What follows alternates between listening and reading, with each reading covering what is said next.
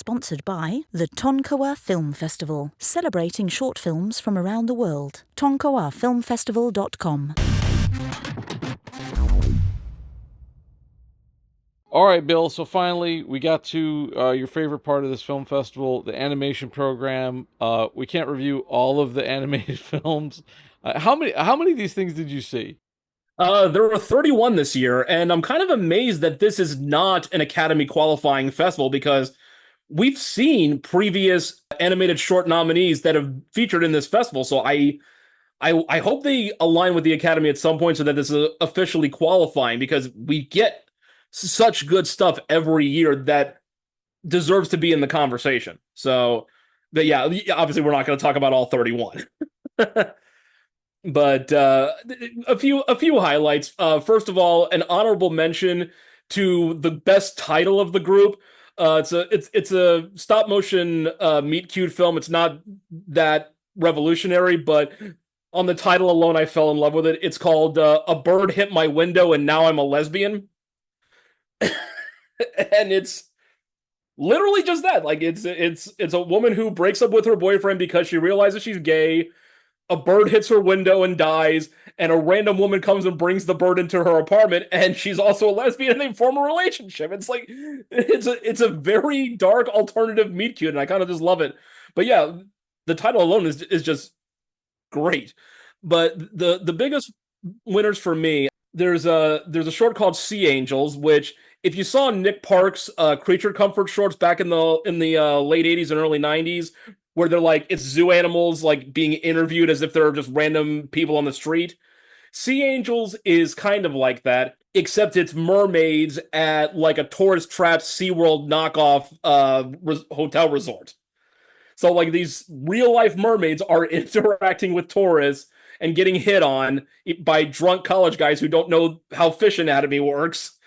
And then they do these office style documentary interviews with like a film crew that's supposed to be there. It's very on the nose, very sardonic, and it's got a subtle message about environmentalism behind it, because the idea is we polluted the ocean so much that mermaids had to come to the surface and interact with humans and ask for help. So lot of fun stuff there. Christopher and the Bug basically is the best children's short in this mix up. Very 2D hand-drawn Disney-style animation. Just a little morality tale about an introverted owl who accidentally lets a tiny insect into his house, which you never see. You just see how it affects the world around him. He's that tiny. But it's Christopher's efforts as an antisocial person to get this bug out of his house, and then once he does, realizing what he's missing, like the accidental friend he made. Very, very sweet children's story. Again, like Christopher himself kind of reminded me as if it was a redesign of the owl from Winnie the Pooh. Like very, very kid friendly design and story. Brim Broom Boulevard, another stop motion film about a kid who has an underwhelming Halloween costume. So he wanders into a cornfield and finds this high-end boutique magically appearing that lets him design the fabulous witch outfit of his dreams, like Nightmare Before Christmas meets RuPaul's Drag Race. Outstanding animation here, like Henry Selick quality. I'm not just saying Nightmare Before Christmas for the reference. Like Selick himself would approve of this. This is very much up that alley and masterfully done. And then my favorite of the bunch, it won the Spirit Prize in the competition. It's called The Death of James. It's directed by a veteran animator named Sam Chow, who worked on films like Osmosis Jones and Eight Crazy Nights. The man's been around the block. And it's based on a story about two of his college friends, 10 some odd years ago, 10, 20 years ago. And it's basically these two friends, Kevin and Ellery.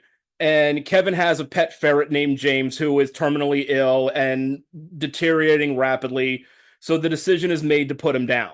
But being broke college students, they really can't afford to go to a vet to have it done professionally. They have to kind of do it themselves. It ends up being this philosophical and, again, darkly comic look at existentialism and how we face death, what we would want to happen to us after we pass. the kind of catharsis that comes from just facing tragedy and sadness head on. Like it reminded me, the weekend before I graduated college 20 some odd years ago, we had to put down my family dog that I had had since I was 9 years old. And and I wasn't able to be there for that moment. My mom tried to wait until I got home the next weekend, but the dog kept deteriorating, so we had to just get it done before she suffered any further. And I have always kind of like wondered, what did I miss? Like what could I have done to be there in those last moments? So we get an animated representation of that, including the no matter how prepared you think you are for it, the just absolute wail of emotion when the deed is done. It's very well written, and for minimalist like watercolor 2D animation, very vibrant and detailed.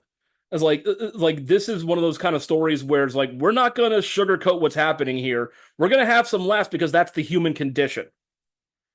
But when you have to get faced with a moment like this, we're all going to experience it in one form or another, whether it's a pet or a family member or eventually ourselves.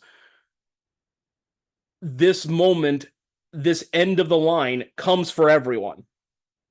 And the way these two characters who have never really faced death before deal with it, coping with each other, and reinforcing their bonds of friendship in the span of 8 minutes is something truly special. I mean, they always have great stuff for animation, and you're right. It should be a qualifying festival because stuff we've literally seen stuff there get nominated for Oscars. My Year of Dicks 2 years ago is like it won in Brooklyn, then it eventually won other festivals and qualified and got nominated. So believe me, we do have award caliber stuff in this festival. So whoever has to reach out to the Academy or vice versa, let's make it happen. In a world with like AI and CGI, it just warms my heart that people are still pushing clay around and making animation with puppets.